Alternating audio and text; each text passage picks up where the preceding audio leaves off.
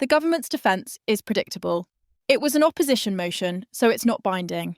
But let's be real. When you elect someone to Parliament, you expect them to take decisions, not hide behind procedure. That's the contract between voters and representatives. And now, into that tense political atmosphere, Jeremy Corbyn has stepped forward with a statement that's rattling people from Westminster to City Hall. Welcome to Back Britain Unfold. Corbyn has broken his silence on Sadiq Khan, and it's not the kind of comment you can shrug off. This isn't the sort of headline you see every day. For years, Corbyn has kept out of open warfare within Labour, even when provoked. But this time, he spoke. Not with fury, not with venom, something far more cutting: disappointment. And that one emotion is now driving a storm of speculation about London's mayor, Labour's direction, and what's really going on behind closed doors in the party. Because if Corbyn's right, then the public's view of Sadiq Khan has been upside down for years. It happened earlier this week at a grassroots meeting in North London. Corbyn, in his natural element, surrounded by activists, talking about the issues he always champions: housing, youth poverty, social cohesion. Then someone asked about London's path under Khan's leadership. Corbyn paused, looked out at the crowd, and delivered a line that landed like a sledgehammer wrapped in silk. He's not who you think he is. He talks about fairness, but I've seen how he operates when the cameras are off. London deserves better. No shouting, no drama, just calm, deliberate words. But in political terms, it was an earthquake. Why? Because Jeremy Corbyn doesn't do this. Throughout his leadership years, and the relentless waves of attacks, smears and betrayals, he avoided naming names. He refused to go public with grievances, even against those who openly undermined him.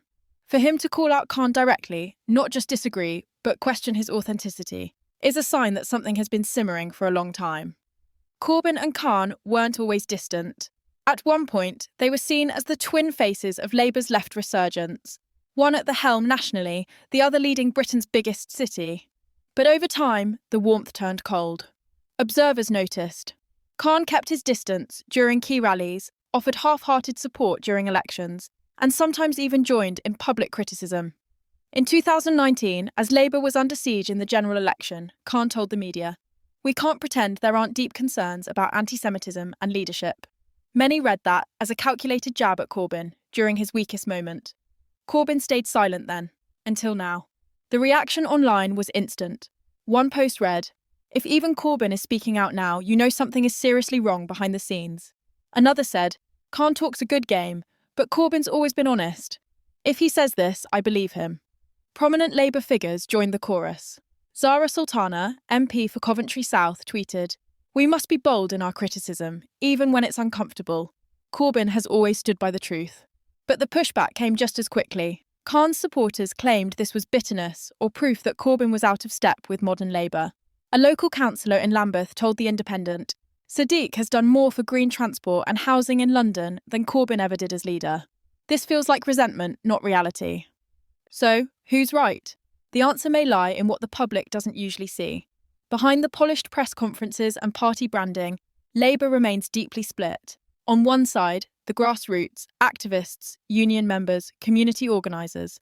On the other, the professional political class, media-savvy, business-friendly, metropolitan. Corbyn embodies the first, Khan the second. That quiet tension, movement versus management, has been building since 2020, and under Keir Starmer's leadership, the party has tilted further toward the managerial wing, pushing voices like Corbyn's to the edges. That's why this moment matters. When Corbyn speaks now, it's about more than Sadiq Khan. It's about the identity of Labour itself. The timing has raised eyebrows. Why speak now? Some insiders believe Corbyn's comments are aimed at shaping the conversation ahead of the 2026 local elections. Others suspect he's positioning himself for a return, not to the leader's office, but to the grassroots movement that once carried him to national prominence. There's also the growing unease over Khan's policies on housing, the ULE's expansion, and policing. A former Momentum organiser told NEA Media, "There's frustration everywhere. Knock on doors in working-class London and people ask, 'What's Labour doing for us?' Corbyn's just saying, outlawed what they already feel." Khan, for his part, hasn't responded directly. His office released a statement. The mayor continues to work tirelessly for all Londoners, delivering affordable housing, cleaner air and safer streets. He's proud of his record and refuses to be drawn into internal party drama. A politically smart move, for now.